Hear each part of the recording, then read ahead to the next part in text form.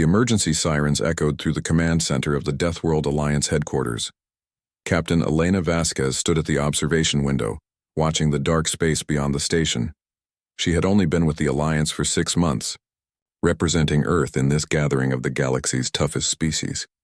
Even now, she still felt like an outsider. High Commander Krethazar entered the room, his massive form towering over the other officers. The Varanthi warrior came from a world with 3 times Earth's gravity, and his thick armor-like skin showed the scars of countless battles. He looked at Elena with his 4 yellow eyes, his expression unreadable. "Human," he said, his voice like grinding stones. "Your presence is required at the council meeting. Immediately." Elena nodded and followed him through the corridors. She had learned not to take offense at the way some Alliance members spoke to her. Earth was new to the galactic community, and humans were still proving themselves. The fact that Earth was classified as a Class 12 death world meant something, but most species saw it as a curiosity rather than a strength. The council chamber was filled with representatives from 12 different worlds. All of them came from planets that would kill most galactic citizens within hours. High-gravity worlds, toxic atmosphere planets, places with predators that hunted in packs, and weather that changed from freezing to boiling in minutes. These were the survivors, the warriors, the ones who understood what it meant to fight for every breath. "The situation is critical," announced Commander Tavera, a being made of living crystal from the radiation-soaked world of Kelth. Her voice chimed like breaking glass. 3 days ago, our outermost defense stations went silent. Yesterday we found them. Completely destroyed. No wreckage, no survivors, just empty space where they once stood. A hologram appeared in the center of the room. It showed a massive ship, black as the void itself, with strange organic curves mixed with sharp mechanical angles. It looked wrong, like something that should not exist. "We call it the Harvester," Tavera continued. "According to ancient records, it appears every 50,000 years. It destroys advanced civilizations and then vanishes. Most species thought it was just a legend, a story to scare children. But the evidence is clear. It's real. And it's here." Murmurs filled the chamber. Elena felt her stomach tighten. She had faced many dangers on Earth, from hurricanes to earthquakes, from war to plague. But this was different. This was a threat that had ended entire civilizations. "How many ships does it have?" asked General Mortok, a 6-limbed warrior from a high-pressure water world. "Just one," Tavera replied. "The ship you see is the Harvester itself, but that single ship has weapons beyond our understanding. It destroyed our defense stations in seconds. Each station had shields that could withstand a nuclear blast. They meant nothing to this enemy." Krethazar stepped forward. "The Alliance will respond with full force. Every member world must contribute their finest warships and warriors. We will meet this threat together, as we have met all challenges, with strength and honor." The council members struck their chest plates in agreement, a gesture of unity. Elena did the same, feeling the weight of what was coming. After the meeting, Elena walked with Dr. James Chen through the station's observation deck. James was Earth's xenobiologist, a thin man with tired eyes who had spent his career studying alien life. He looked worried. "I've been reading the old records," James said quietly. "The ones they don't like to talk about. Every time the Harvester appeared, it targeted the most advanced civilizations first. It's like it was programmed to eliminate threats before they could become too powerful." "Can we beat it?" Elena asked. James was silent for a moment. "I don't know, but I know what will happen if we don't try. Earth is next on the list. The Harvester is already moving toward populated systems. At its current speed, it will reach our solar system in less than 3 weeks." Elena looked out at the stars. Somewhere out there, her family lived on Earth. Her sister and her 2 children, her elderly parents, billions of people who had no idea what was coming. Earth had survived so much. Ice ages, asteroid impacts, wars that nearly ended civilization. Humanity had clawed its way to the stars through determination and sacrifice. "We need to prepare," Elena said. "Contact Earth Command. Tell them to send the Indomitable and whatever other ships they can spare." "The other Alliance members don't think much of our ships," James said. They think we're too new, too inexperienced. Then we'll show them what humans can do, Elena replied. We've been fighting for survival since we first stood upright. This is just another fight. Over the next 3 days, ships began arriving at the Alliance staging point near the fortress world of Kragthor. They came from worlds where the rain was acid, where the ground constantly shifted, where predators hunted anything that moved. Massive warships with crews that had evolved to survive conditions that would kill most beings in minutes. When the Earth ships arrived, Elena heard the whispers. The ESS Indomitable, ESS Defiance, and ESS Tenacity were smaller than most Alliance vessels. They looked old, with thick armor plating and simple designs. Some of the alien officers laughed. How could these primitive ships make a difference? Elena stood on the bridge of the Indomitable as it docked with the Alliance station. Her crew moved with practiced efficiency. Most of them were veterans of Earth's last major conflict, the resource wars that had nearly destroyed civilization before humanity finally learned to work together. They had seen death, faced impossible odds, and survived. Commander Talana, Tavera's daughter and one of the few aliens who treated humans with respect, approached Elena at the docking bay. "Many here doubt you," Talana said, her crystalline features reflecting the station lights. "They see your ships and think Earth cannot contribute much to this fight." "What do you think?" Elena asked. Talana's expression was thoughtful. "I have studied Earth. Your world tried to kill your species every day for millions of years. Earthquakes, volcanoes, storms, diseases, predators. And yet you survived. You thrived. You reached the stars.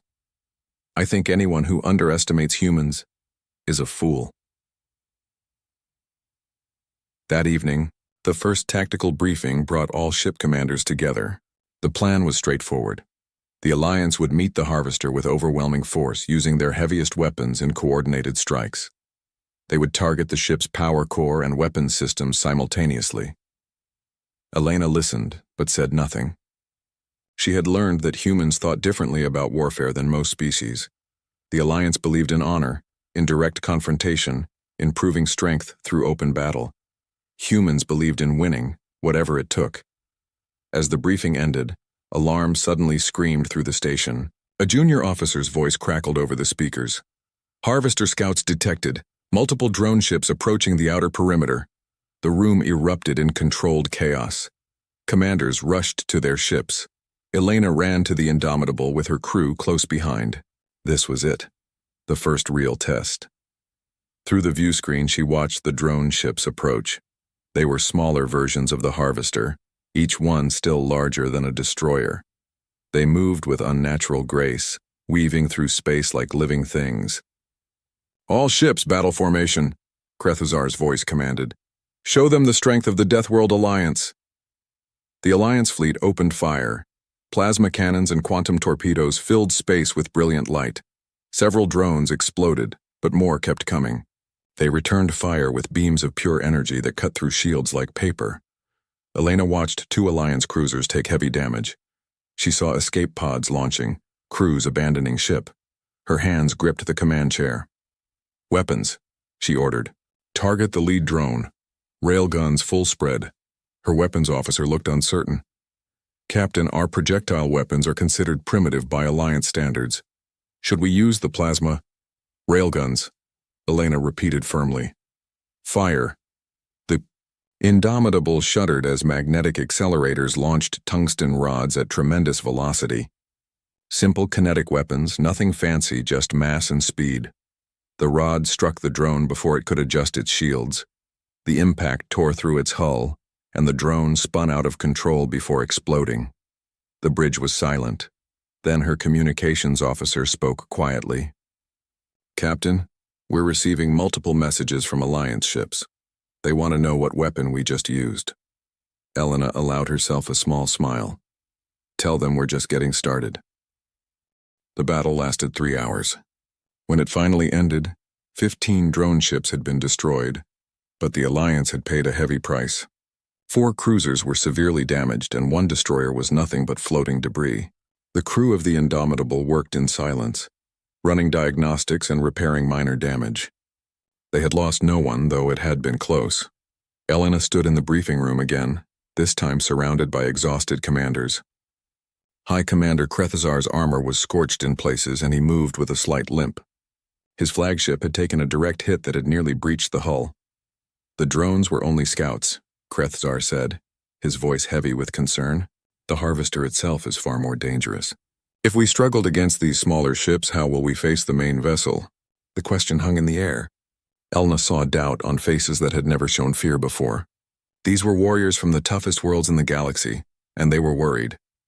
The human ships performed well, Talana observed. She had fought alongside the Indomitable, her own ship covering their flank during a critical moment. Their weapons proved effective. Primitive kinetic weapons, scoffed Commander Voresh, a massive creature with thick hide and tusks.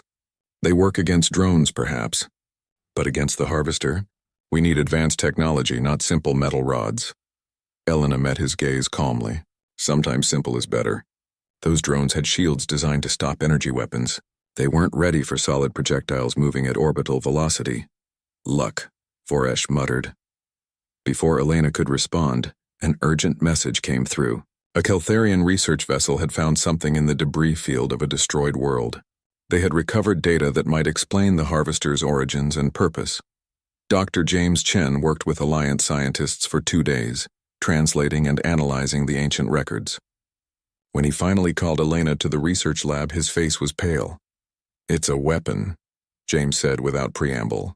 The Harvester was built by a species that existed millions of years ago. They were afraid of what might happen if one civilization became too powerful and dominated the galaxy. So they built this ship as a safeguard.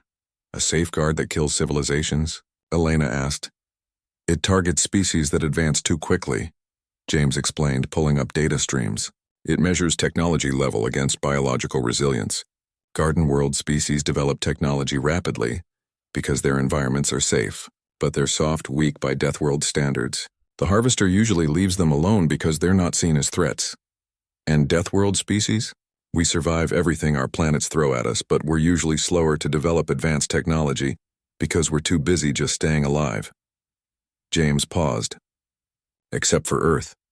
We combine death world resilience with rapid technological advancement. According to this data, we're the highest threat level the Harvester has encountered in over 1 million years. Elena felt cold. So it's coming for Earth specifically? It's coming for Earth first, James confirmed. Then it will eliminate the rest of the Alliance. We're all threats now because we work together. The news spread quickly through the fleet. Some Alliance members panicked, arguing that they should abandon Earth and scatter. If Earth was the primary target, maybe the Harvester would ignore the rest of them.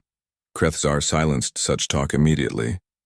He stood before the entire council, his voice like thunder. 3 days ago, the human captain saved my ship when we were disabled. She led her vessel into enemy fire to rescue my crew. The Voranthi do not forget honor debts. We will stand with Earth, Talana spoke next. My people have studied human history. Their world tried to destroy them every day. Earthquakes, volcanoes, floods, droughts, diseases, predators, extreme weather. And still they survived. Still they built civilizations. If Earth can withstand its own planet, it deserves our strength. One by one, the other Alliance members pledged their support. Not all of them liked humans, but they understood honor. They understood what it meant to face extinction. The vote was called. The Alliance would make their stand at Earth. Training began immediately. Elena introduced tactics that made the alien commanders uncomfortable. Guerrilla warfare, hit-and-run attacks, strategic sacrifice, deception. You want us to retreat in the middle of battle? Voresh asked incredulously during one planning session. That is cowardice. That is survival, Elena replied. We're not trying to prove we're brave. We're trying to win. Sometimes that means falling back, regrouping, and attacking from a different angle. Humans have no honor, Voresh growled. Humans have survival, Elena shot back. We learned millions of years ago that pride gets you killed. Adapting keeps you alive. Despite resistance, some commanders started listening. Krethazar himself began to see the value in human thinking. After one simulation where human tactics resulted in 40% fewer casualties, he pulled Elena aside. Your people think differently, he said. You do not fight to prove strength. You fight to survive. On Earth we have a saying, Elena told him. It doesn't matter if you win pretty or win ugly. All that matters is that you win. While tactics were debated, Human engineers worked with Alliance technicians to retrofit ships. They added railguns to vessels that had only energy weapons. They installed nuclear-pumped lasers, a technology most species had abandoned centuries ago as too unstable. "These weapons are dangerous," a Keltharian engineer complained. "One malfunction and they could destroy the ship carrying them." The human engineer, a woman named Sarah Kim, shrugged. "That's why we have safeties. But if you need raw power, sometimes you have to accept some risk. On Earth, we learn to weaponize everything. Nuclear reactions, kinetic energy, even gravity if we can manage it." The Alliance engineers were horrified and impressed in equal measure. What kind of species weaponized nuclear reactions for standard warfare? During a rare moment of downtime, Elena found herself in the observation deck with Talana. The Keltharian officer had become something close to a friend, one of the few aliens who treated humans as equals. "May I ask you something?" Talana's voice chimed softly. "When you look at the Harvester, what do you feel?" Elena considered the question. "Fear," she admitted, "but also determination. My sister has 2 children. They're 8 and 10 years old. They live in Mexico City, near where our family has lived for generations. If the Harvester reaches Earth, they die. Everyone I love dies, so I can't let that happen." "Many Alliance members have families too," Talana said. "But you humans seem to fight differently when family is involved. Like you become more dangerous." "Maybe," Elena said. "On Earth we have another saying. Nothing is more dangerous than a parent protecting their child. The Harvester is threatening our children. It's threatening everyone's children. That makes it our enemy, and humans are very good at fighting enemies." 2 days before the Harvester was expected to reach the outer solar system, James made another discovery. The ship wasn't just following programming. It had a form of intelligence, constantly adapting and learning. It had studied the Alliance fleet and would be ready for their tactics. "There's only one way to stop it," James said during the final briefing. "We have to get inside. The ship has a central power matrix that controls everything. If we can overload it, the Harvester will tear itself apart." "How do we get inside?" Krethzar asked. "We breach the hull and send in a boarding team." James pulled up schematics. "But the internal environment is lethal. Shifting gravity, toxic atmospheres, extreme temperatures, and automated defenses. The survival rate for the team would be less than 1%. The room fell silent. "A suicide mission, then. Someone would have to sacrifice themselves to save everyone else." Elena stood up. "I'll lead the boarding team. I need 50 volunteers." Before anyone could respond, every human in the room raised their hand. Her entire crew, over 300 people, volunteered instantly. Even James, who was a scientist and not a soldier, stepped forward. The alien commanders stared in shock. Krethzar's voice was quiet when he spoke. "You understand this means death?" "We understand," Elena said calmly. "But humans have been facing death since we first walked upright on Earth. Our planet tried to kill us every single day. We survived ice ages, supervolcanoes, pandemics, wars. We're still here. This is just another fight." Talana stood as well. "The Keltharians will send 10 volunteers. If humans can face death with such courage, we can do no less." One by one, other species offered volunteers. Not many, but some. The bravest of the brave, willing to die alongside humans. As the meeting ended and people filed out, Krethzar approached Elena. The massive warrior looked at her with what might have been respect. "I misjudged your species," he said. "I thought Earth's classification as a Class 12 death world was just a number. I did not understand what it meant. Your world forged you into something unique. You do not just survive. You refuse to die?" Elena smiled grimly. "That's the thing about humans, Commander. We're too stubborn to give up. Earth taught us that. Now we're going to teach the Harvester." The Harvester appeared at the edge of the solar system exactly when predicted. It emerged from faster-than-light travel like a wound in reality itself. A massive ship that seemed to absorb light rather than reflect it. Sensors across the Alliance fleet screamed warnings as the vessel began its slow, inevitable approach toward Earth. Elena stood on the bridge of the Indomitable, watching the tactical display. Behind the Harvester's main vessel, 3 escort ships had appeared. Smaller copies of the main ship, but each still larger than any Alliance cruiser. The situation had just become much worse. "All ships, this is High Commander Krethzar," the voice echoed across the fleet channel. "We hold the line here. Between this enemy and Earth, there is only us. Make every shot count. Honor to the brave." The Alliance fleet numbered 31 ships now, down from the original 47. They formed a defensive wall between the harvester and the inner solar system. Behind them, Earth's own defenses prepared for the worst. The harvester opened fire first. Beams of dark energy lanced across space, striking shields with tremendous force. 3 Alliance ships took critical damage in the opening seconds. The escort split off, flanking the main formation. The battle had begun. Elena's tactical officer called out targets rapidly. Escort ship approaching port side. Range 3,000 kilometers. Main harvester charging weapons again. All batteries fire at will, Elena commanded. Focus on the escort. Railguns first, then missiles. The Indomitable shuddered as weapons fired. Tungsten rods accelerated to tremendous speeds, followed by nuclear-tipped missiles. The escort's shields flickered but held. It returned fire, and Elena felt the ship rock under impact. Shields at 60%, reported her engineering officer. Hull integrity holding. Around them, the battle became chaos. Alliance ships fought with courage and skill, but the harvester and its escorts were devastating. Another cruiser exploded in a ball of flame and debris. A destroyer lost power and began drifting helplessly. "Captain," her communications officer said urgently, "Commander Talana is in trouble. Her ship's main drive is damaged. She's dead in space and that escort is targeting her." Elena didn't hesitate. "Helm, intercept course. Full speed. Weapons, give me everything we have." The Indomitable surged forward, putting itself between Talana's crippled ship and the attacking escort. Railguns fired continuously, joined by laser batteries and missile salvos. The escort turned its attention to this new threat, hammering the Indomitable's shields. "Shields at 30%, engineering called out. "We can't take much more of this."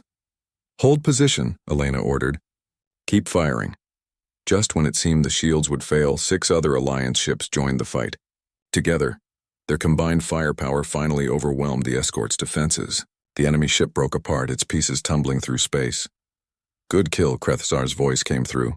"All ships fall back to secondary positions. We need to regroup." The fleet retreated toward Mars orbit, buying time. They had destroyed 1 escort, but 2 remained, along with the harvester itself. And the cost had been terrible. 8 more ships had been lost or disabled.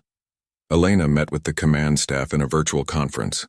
Faces appeared on screens, some human, most alien. Everyone looked exhausted and worried. "We cannot win this battle through force alone," Krethzar admitted, and Elena knew how much that admission cost him. "The enemy is too powerful. We need another option." James Chen spoke up from the research vessel. "I have been analyzing the harvester's movements and attack patterns. It's learning from us. Every tactic we use, it adapts to counter. But I noticed something. When our ships used unconventional tactics it had never seen before, there was a delay in its response." "Human tactics," Talana observed. "Yes," James confirmed. "The harvester has data on millions of battles over millions of years. But it has never fought humans before. Our way of fighting is unique. We don't follow the rules it expects." Elena leaned forward. "So we use that. We do things it doesn't expect. We make it react instead of act." "What do you propose?" asked Foresh. The large warrior no longer spoke with contempt. He had seen humans fight and bleed alongside his own people. "We separate the escorts from the main ship," Elena said, thinking quickly. "We make the harvester think we're retreating in panic, draw the escorts after us. Then we hit it with everything while it's alone." "Deception," Krethzar said slowly, "pretending to flee in fear. It goes against every warrior instinct." "But it works," Elena replied. "On Earth, we learned that pride gets you killed. Survival means doing whatever works, even if it looks cowardly, even if it goes against our instincts." After a long moment, Krethzar nodded. "We will try the human way. Give us the plan." The plan was risky and required precise timing. 6 ships, including the Indomitable, would make what appeared to be a panicked retreat toward Jupiter. The escorts would likely pursue, sensing weakness. Once the escorts were far enough from the main harvester, the rest of the fleet would hit the main ship with every weapon they had. Meanwhile, the boarding team would launch in small stealth shuttles, approaching the harvester while it was distracted by the main attack. They would breach the hull and fight their way to the power matrix. As Elena prepared for the mission, she found James in the armory, awkwardly trying on combat armor. "You don't have to do this," she told him. "You're a scientist, not a soldier." James looked at her with determination. "That power matrix is unlike anything we've ever seen. It's part machine, part organic, part something else entirely. You need someone who can understand it. Reprogram it if possible. That's me. Reprogram it, Elena asked. I thought we were going to overload it. That's the backup plan, James said. But if I can access its core systems, maybe I can change its programming. Make it stop attacking us. It's a long shot, but it's worth trying. Elena studied his face. If you can't reprogram it, you'll need to overload it. With you still inside. You understand that? I understand, James said quietly. My kids are grown. They have their own families now. If I can save them, save their children, then it's worth it. She put a hand on his shoulder. Then let's make sure your sacrifice counts. The decoy fleet began its retreat 3 hours later. Elena watched the tactical display as the Indomitable and 5 other ships broke formation and accelerated away from the battle. To any observer, it looked like fear, like units fleeing from a superior enemy. The Harvester's escorts took the bait. Both enemy ships turned to pursue, their weapons firing at the retreating Alliance vessels. The chase was on. They are following, Elena's tactical officer reported. Range increasing from main Harvester, now at 15,000 kilometers. 20,000. When the escorts were far enough away, the rest of the Alliance fleet struck. Every ship fired simultaneously, concentrating all their weapons on the Harvester's main hull. Energy weapons and kinetic projectiles filled space with light and fury. For the first time, the Harvester's shields flickered and failed in places. Damage reports started coming in from sensor arrays. They were hurting it, but the Harvester was not helpless. It rotated in space, bringing new weapon arrays to bear. Dark energy beams swept through the Alliance formation. 2 cruisers were cut in half. A destroyer simply vanished, disintegrated by the force of the attack.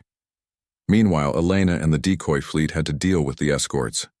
Both enemy ships were closing fast, and there was no more room to run. All ships turn and engage, Elena commanded. Show them what Deathworld warriors can do. The 6 Alliance ships reversed course and charged directly at the 2 escorts. Weapons fired from point-blank range. The space between the fleets became a storm of energy and metal. Ships on both sides took heavy damage. The Indomitable's shields finally failed completely. Energy beams raked across the hull, tearing through armor. Warning alarms shrieked.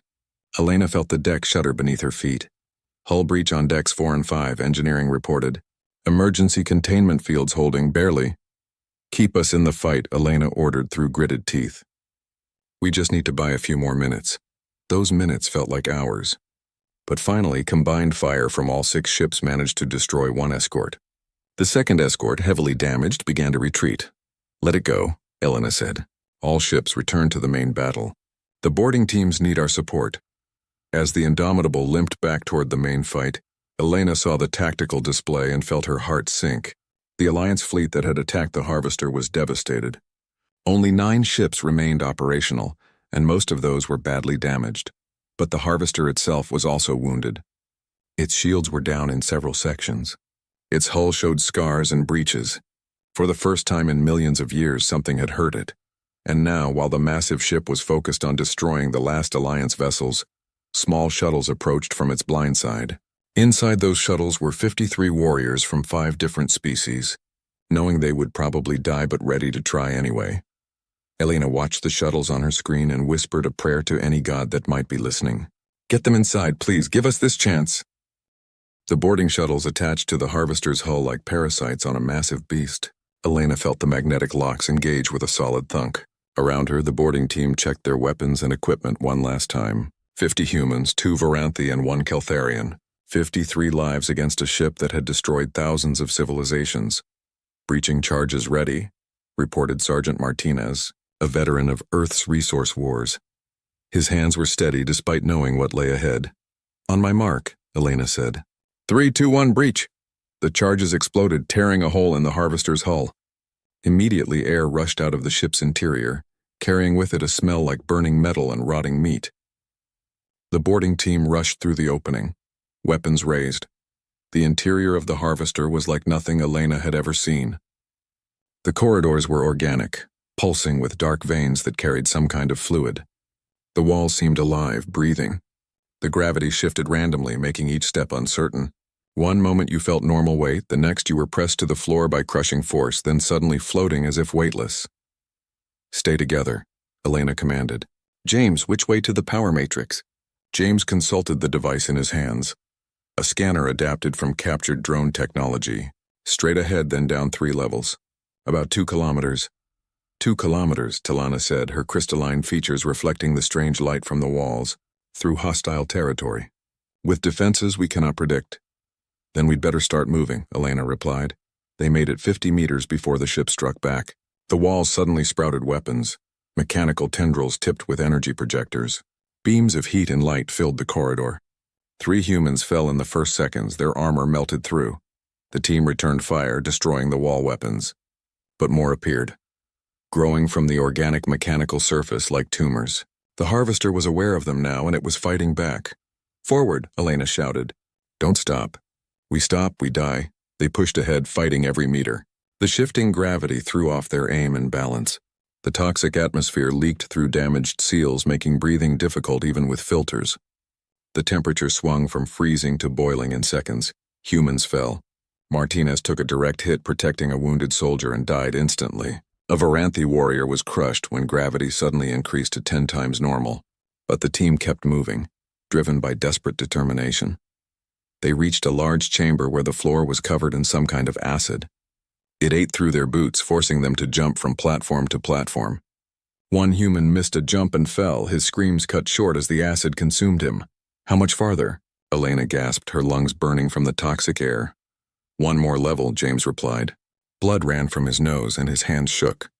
"But Elena, I'm picking up massive energy readings ahead. The ship knows we're coming. It's preparing something." They found the entrance to the final level, but it was guarded by what could only be described as antibodies. Mechanical organic constructs the size of tanks with multiple limbs and weapons. 6 of them blocked the passage. "Grenades," Elena ordered. "Everything we have." The team threw every explosive they carried. The corridor became fire and thunder. When the smoke cleared, the antibodies were destroyed, but the passage was partially collapsed. "We'll have to squeeze through," Talana said, examining the opening, one at a time. As they worked their way through, automated defenses picked them off. Energy beams from hidden emplacements, mechanical tendrils that grabbed and crushed. The team that emerged on the other side numbered only 28. Half their strength lost in minutes, but they were close. Elena could feel it. The power matrix was near. Outside the harvester, the remaining Alliance fleet fought desperately. The Indomitable, barely holding together, continued to fire every weapon it had. Krethzar's flagship was a burning wreck, but the commander refused to abandon ship, directing fire from auxiliary control. "All ships," Krethzar's voice came through, rough with pain. "The boarding team has reached the lower levels. We must keep the harvester focused on us. Whatever it costs, we buy them time." The Alliance ships pressed their attack, knowing they were signing their own death warrants. 3 more vessels were destroyed in as many minutes. The survivors continued to fight. Inside the ship, Elena's team entered the power matrix chamber. It was enormous, a cathedral-sized space filled with impossible technology. At the center, a sphere of pure energy pulsed with light that hurt to look at.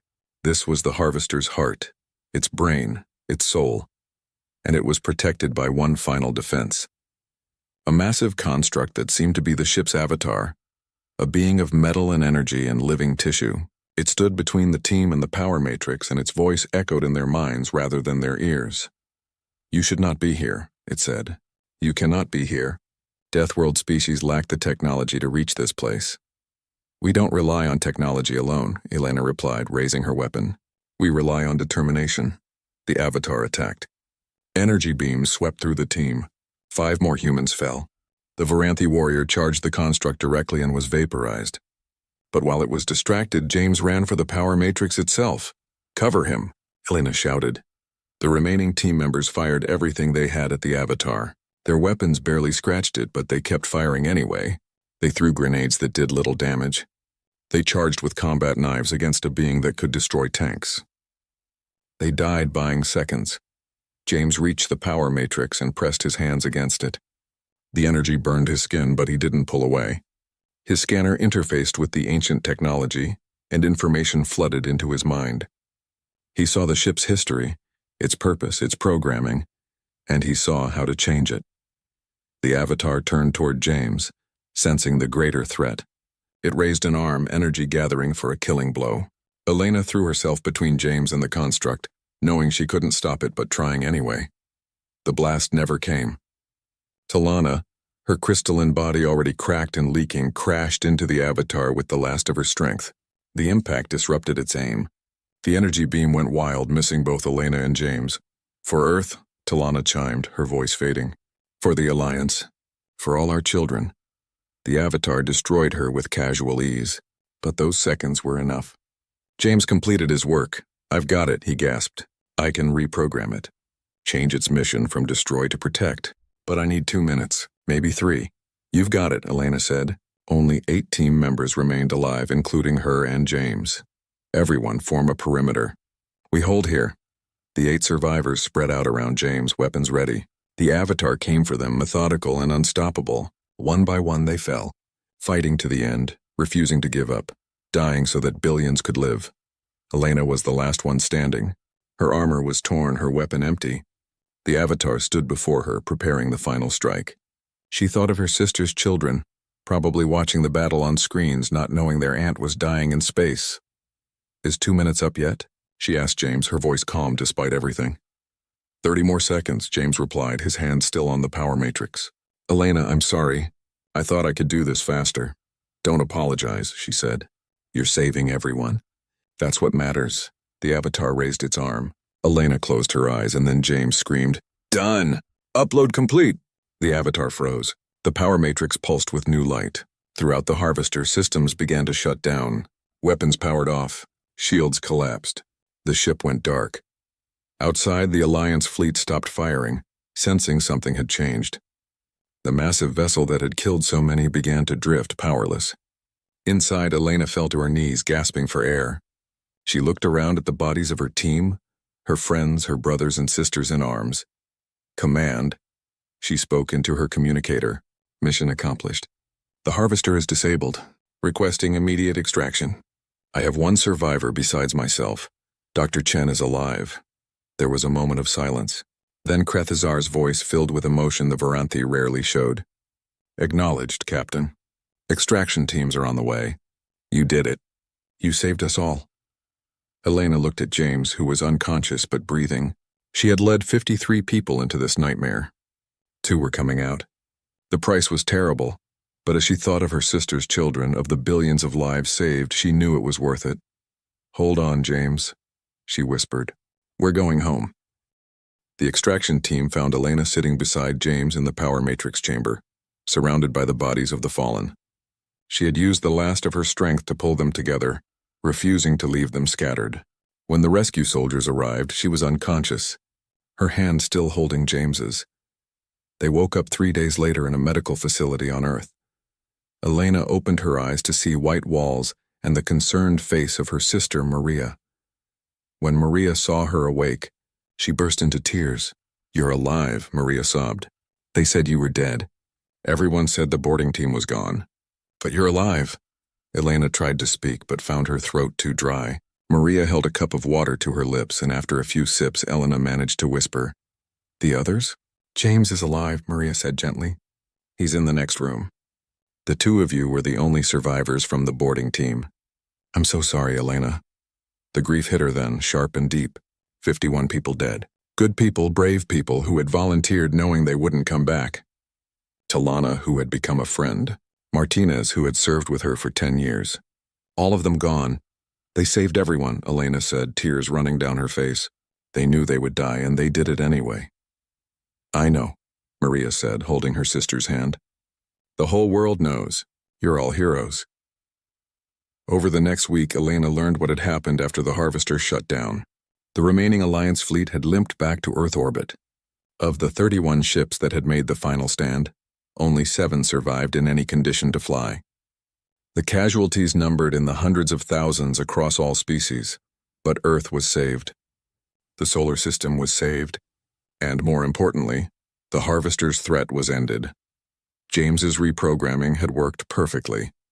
The ship's core directive had changed from eliminate threats to protect organic life. Without its original mission, the harvester had simply shut down, becoming a dead hulk in space. Alliance engineers were studying it now, learning from technology millions of years more advanced than their own. The memorial service was held on Earth, in a vast field outside Mexico City. Representatives from every Alliance species attended. The bodies of the fallen had been recovered and were buried with full honors. 51 markers stood in neat rows, each one bearing a name and the simple inscription, "They stood between death and life, and chose to give their own." Elena stood at the memorial as speaker after speaker praised the sacrifice. High Commander Krethzar, his injuries still healing, spoke with deep respect about human courage. Other Alliance commanders told stories of the humans they had fought beside, the warriors who never gave up. When it was Elena's turn to speak, she walked to the podium slowly. Her body was still healing and each step hurt, but she stood straight and spoke clearly. "I wish I could tell you that their sacrifice was easy," she said, her voice carrying across the field. "I wish I could say they died without fear, without pain. But that would be a lie. They were terrified. They suffered. They watched their friends die around them. But they kept going. Because that's what humans do. That's what Death World species do. We survive, we endure. We protect those we love." She paused, looking at the faces in the crowd. Her sister and nieces were in the front row. James sat in a wheelchair beside them, his hands still bandaged from the burns. "Earth tried to kill us for millions of years," Elena continued. "Our world threw everything at us. Disasters, diseases, predators, extreme weather. It should have destroyed us. But we're still here. Because we learned that survival isn't about being the strongest or the smartest. It's about refusing to quit. It's about standing up one more time than you get knocked down." She looked at the markers, each one representing a life given freely. These 51 warriors understood that. They knew they were going to die, but they went anyway. Because survival isn't just about keeping yourself alive. It's about protecting others. It's about making sure the next generation has a chance. "Earth made us tough," Elena said, her voice strong. "But we made ourselves human. And being human means standing between death and the people we love no matter the cost." The ceremony ended with the traditional honors from each species. The Voranthi struck their chest plates in salute. The Keltharians chimed their morning song. Humans played taps on a lone trumpet, the sound echoing across the field. Afterward, Elena met privately with the Alliance Council. They gathered in a secure room in the United Nations building, the same place where Earth had first made contact with the galactic community 2 years earlier. "Captain Vasquez," Krethzar began formally, "the Death World Alliance Council has made a decision. By unanimous vote, Earth is granted full membership in the Alliance. More than that, humanity is granted a permanent council seat, with authority equal to the founding species." Elena blinked in surprise. "I thought our probationary period was supposed to last 5 more years." "You earned full membership in 5 days of fighting," Krethzar replied. "You showed us what it means to be a Death World species. Not just surviving, but thriving. Not just fighting, but winning. Humans think differently than we do, and that difference saved us all." Tavira, who had become the Keltharian representative after Talana's death, spoke next. Her voice chimed with emotion. "My daughter gave her life beside humans. Before she died, she told me that humanity was the future of the Alliance. I did not understand then, I do now. You bring something we lack, a willingness to do whatever it takes, a refusal to accept defeat. We need that." Other council members spoke, echoing the same themes. Humanity's approach to warfare and survival would become required study for all Alliance military forces. Human tactics would be integrated into Alliance doctrine. Earth would help train the next generation of warriors. But there was one more piece of news. James had discovered something in the Harvester's databanks during his brief connection to the power matrix. Information he had downloaded before reprogramming the ship. "There are more Harvesters," James told the council, his voice heavy with the weight of knowledge. "Dozens of them scattered across the galaxy. They're all dormant now, following the same ancient programming. But if any civilization triggers their threat assessment again, they'll wake up." The room fell silent. Voresh finally spoke. "So we are not safe. The threat remains," yes, James confirmed. "But now we know about them, and we have time to prepare. Years, maybe decades, before any of them wake again. We can use that time to grow stronger, to build better defenses, to figure out how to disable them permanently." Elena stood up, feeling the weight of responsibility settle on her shoulders. "Then that's what we do. We prepare, we train. We make sure that if those ships ever wake up, we're ready. Because that's what survivors do. We don't wait for death to come. We prepare for it. Krethazar stood as well, and one by one the other council members rose. The human is correct, the Varanthi commander said. We have been given time. We will use it well. And if those ships wake, they will find not frightened prey but warriors ready to fight. 6 months later, Elena stood on the bridge of a new ship, the DWS Unity, flagship of the combined Alliance fleet. It was built using technology from 12 different species, incorporating the best of everyone's designs. Human railguns and nuclear-pumped lasers worked alongside Varanthi plasma cannons and Keltharian energy shields. The crew was mixed species too. Humans worked beside Varanthi, Keltharians and others, all training together, learning from each other. The old barriers were breaking down. When you fight and die beside someone, their species stops mattering. James had become the director of the Xenotechnology Research Institute, leading teams that studied harvester technology and developed new defenses. He still had nightmares about the power matrix chamber, but he channeled that fear into productive work. Krethazar had retired from active command but remained as a senior advisor, teaching young warriors the lessons learned from the harvester. He had developed a grudging fondness for human thinking, though he still complained that their tactics lacked honor, and Talana's death had not been in vain. The Keltharian people had erected a monument to her on their homeworld, celebrating her courage and her friendship with humanity. It bore her final words, "For all our children." Elena looked out at the stars from the Unity's bridge, thinking about the future. More harvesters waited out there somewhere, dormant but not destroyed. Other threats existed in the galaxy, dangers unknown and unimaginable. But the Alliance was ready now. They had learned from Earth's example. They understood that survival required more than strength or honor. It required adaptability, determination, and the willingness to do whatever was necessary. Her communications officer interrupted her thoughts. "Admiral, we're receiving a signal from the outer patrol. Unknown contact at the edge of our space." Elena felt her pulse quicken. "What kind of contact?" "Large vessel matching no known signatures. It's just sitting there, not responding to hails." Elena smiled grimly. 6 months ago, such news would have caused panic. Now, it was just another challenge. "Sound general quarters. All ships to battle stations. But don't fire unless fired upon. Let's find out what we're dealing with."